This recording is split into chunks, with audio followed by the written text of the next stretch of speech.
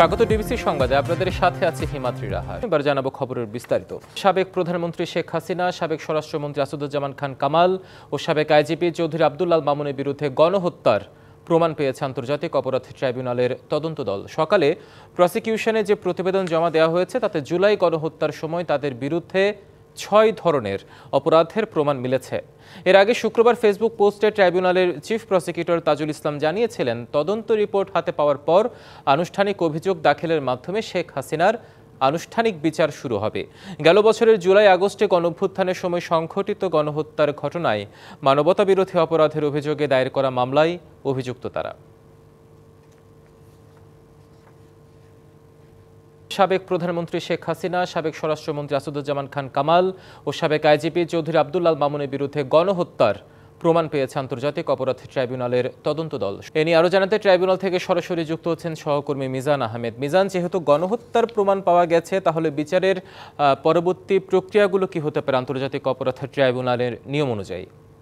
হিমাদ্রি, যেমনটি আপনি দর্শকদের জানাচ্ছিলেন, আসলে যদি আরো স্পষ্ট করে বলতে হয় সেক্ষেত্রে বলতে হবে গণহত্যা, হত্যা, নিরস্ত্র মানুষের বিরুদ্ধে মারণাস্ত্র ব্যবহার সহ ৬ ধরনের অপরাধের সাথে সম্পৃক্ত থাকার প্রমাণ পেয়েছে তদন্ত সংস্থা। এই প্রমাণ পাওয়ার পর এই তদন্ত চূড়ান্ত করে এটা প্রসিকিউশন টিমের হাতে চিফ প্রসিকিউটরের কাছে এটা দিয়েছে এবং চিফ প্রসিকিউটরের থেকে প্রসিকিউশন টিম এটা যাচাই বাছাই করবে।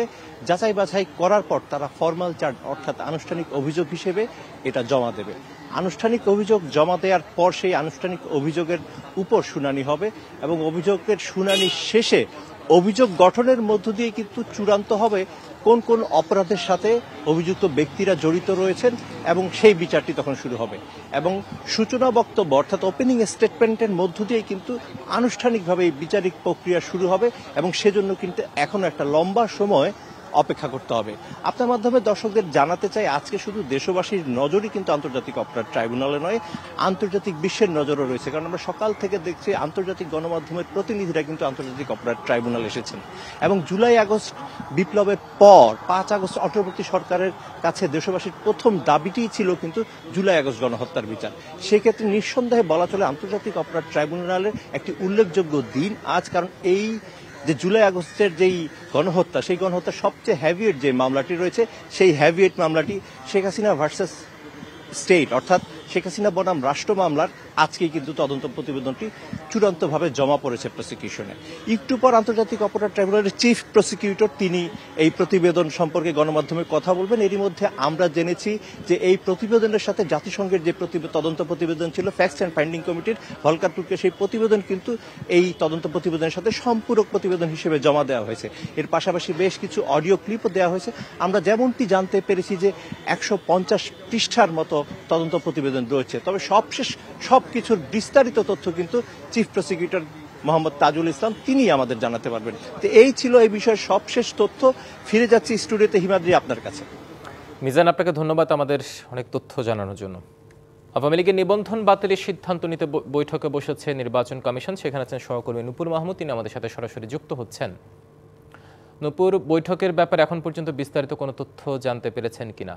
ধন্যবাদ আপনাকে। আপনি যেমনটি জানতে চাচ্ছিলেন আমার কাছ থেকে, আসলে কয়েকদিন থেকেই যে আন্দোলন চলছিল আওয়ামী লীগ নিষিদ্ধের ব্যাপারে, আর আজকে মূলত আওয়ামী লীগ কার্যক্রম যেহেতু নিষিদ্ধ করে দিয়েছে সরকারিভাবে, সেহেতু আমরা সকাল থেকেই দেখতে পাচ্ছি যে নির্বাচন কমিশনে একটি বৈঠকে বসেছে নির্বাচন কমিশনার, প্রধান নির্বাচন কমিশনার সহ 2 জন কমিশনার আছে ভিতরে। তারা বৈঠকে বসেছেন। আসলে নির্বাচন কমিশনের পক্ষ থেকে যে নিবন্ধন বাতিলের যে বিষয়টি আছে সেটি আসলে করা যাবে কিনা বা এই ধরনের আইনে কোনো কিছু আছে কিনা, এইসব বিষয় নিয়েই মূলত আজকে নির্বাচন কমিশন একটি বৈঠকে বসেছে। আসলে আপনাকে যদি জানিয়ে রাখি, মূলত গণপ্রতিনিধিত্ব আদেশ অনুযায়ী যে আরপিও আইন আছে সেখানে কিন্তু বলা আছে সরকারিভাবে যদি চাই তাহলে মানে নিষিদ্ধ ঘোষণা করা হয় তাহলে সেক্ষেত্রে আসলে নির্বাচন কমিশন থেকে কোনো সমস্যা নেই, তারা সরাসরি তারা এই নিবন্ধন বাতিল করতে পারবেন, এমনটি কিন্তু আমরা আইনে দেখেছি। সেই সাথে আপনাকে আরেকটি বিষয় জানিয়ে রাখি, যুক্তরাষ্ট্রের একটি প্রতিনিধি দল এসেছে নির্বাচন কমিশনের সাথে সাক্ষাতের জন্য। আসলে তারা মূলত নির্বাচনী সংস্থা, বেসরকারি একটি সংস্থা, তারা 5 সদস্যের একটি প্রতিনিধি দল তারা এসেছেন এবং নির্বাচনী নিয়ে আগামী নির্বাচন নিয়েই কিন্তু কথাবার্তা বা বিভিন্ন বৈঠক করছেন। সেই সাথে আরেকটি বিষয় আপনাকে জানিয়ে রাখি, আজকে কিন্তু সকাল থেকে বিভিন্ন রাজনৈতিক দলের নেতারা আসছেন। ইতিমধ্যে আমরা দেখতে পাচ্ছি গণ অধিকার পরিষদ থেকেই তাদের দলের নেতারা এসেছেন এবং নির্বাচন কমিশনের কাছে জানিয়েছেন যে তারা আসলে আওয়ামী লীগ যে নিষিদ্ধের ব্যাপারটি এটি নিয়ে যেন তাদের নিবন্ধন বাতিল করা হয়। এই পর্যন্ত এখন পর্যন্ত আমার কাছে নির্বাচন কমিশন থেকে এই ছিল সর্বশেষ পরিস্থিতি। পরবর্তীতে আপনার সাথে যুক্ত হয়ে আবার আমরা জানাতে পারবো আসলে মূলত বৈঠকে কি আলোচনা হয়েছে এবং আসলে আওয়ামী লীগ নিষিদ্ধের ব্যাপারে কি সিদ্ধান্ত এসেছে। নিশ্চয়ই বৈঠক শেষ হলো, নিশ্চয়ই বিস্তারিত আপনার মাধ্যমে আমরা দর্শকদেরকে জানাতে পারবো। আপনাকে ধন্যবাদ নূপুর যুক্ত হওয়ার জন্য। সদিচ্ছা থাকলে বর্তমান অবস্থায় দেশের স্বাস্থ্য খাতের 25 ভাগ উন্নতি করা সম্ভব মনে করেন অন্তর্বর্তী সরকারের প্রধান উপদেষ্টা ডক্টর মোহাম্মদ ইউনূস। বলেন, স্বাস্থ্যসেবার মান উন্নয়নে নিজেদের গাফিলতি ও ঘাটতি কমাতে হবে। প্রধান উপদেষ্টার কার্যালয়ে সিভিল সার্জনদের সম্মেলনে তিনি এসব কথা বলেন। আমি একদম নিশ্চিতভাবে বলতে পারি স্বাস্থ্যসেবা 25% ভালো গেছে। শুধু এইটুকু চিন্তা করে আমরা ইচ্ছে ভালো করবো, এর মধ্যেই করবো।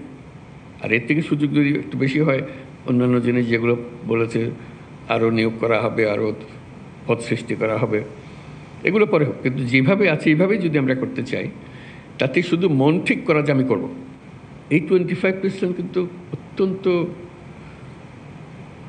মূল্যবান 25%। কারণ এখানেই মানুষ মারা যাচ্ছে এই 25%-এর ভেতরে, যেটুকু আমরা করছি না, যেটা আমরা করতে পারতাম। নানা ব্যাখ্যা দিয়ে সেটাকে ঢেকে রাখছি আমরা, কিন্তু ভেতরে আমি জানি যে আমি পারতাম। রাজধানীর সেগুনবাগিচায় ডিআরইউ সাগররুনি মিলনায়তনে মিট দ্য রিপোর্টার্সে বক্তব্য রাখছেন প্রধান উপদেষ্টা প্রেস সচিব মোহাম্মদ শফিকুল আলম। আমরা এখন সরাসরি যুক্ত হচ্ছি সেখানে।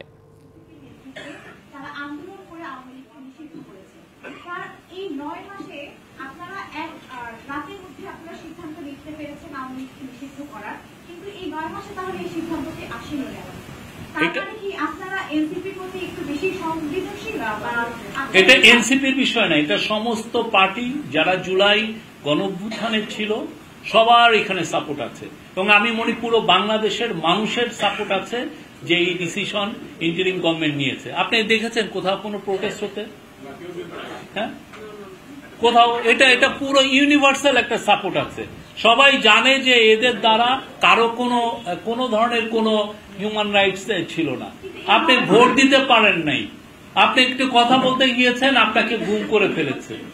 আপনি উৎপল দাস একটা জেনারেল সম্পর্কে একটা কথা লিখেছে, উৎপল দাসই তো নাকি একটা লিখছে, উনি একটা ফেসবুকে একটা পোস্ট দিছে, উনাকে কত 40 না 45 দিন উনি গুম হয়ে আছেন। এবং গুম কোথায় আপনারা দেখেছেন? আয়নাঘরগুলো দেখেছেন? তো এটা কি পুরো বাংলাদেশের মানুষের সবার সাপোর্ট ছিল।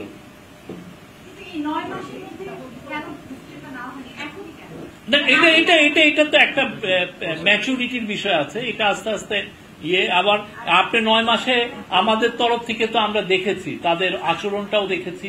আপনি দেখেন 1400 লোক ইউএন বলছে, কিন্তু আমাদের হিসাবে এটা আরো বেশি, 2000-এর মতো। তো 2000 লোক মারা গেছে, তাদের মধ্যে কোনো অনুশোচনা আছে? তাদের মধ্যে কোনো ধরনের কোনো কি যেন রিগ্রেট আছে? কেউ বলছেন যে না সরি এই ঘটনাটা ভুলেছে, আমি এটার না। অথচ ইউএন এর রিপোর্টে দেখেন স্পষ্ট ভাবে বলা আছে হাসিনা কি কাজটা করেছে। হ্যালো, স্পষ্ট ভাবে বলা আছে যে হাসিনা কি কাজ করেছে। আচ্ছা, আমি ঠিক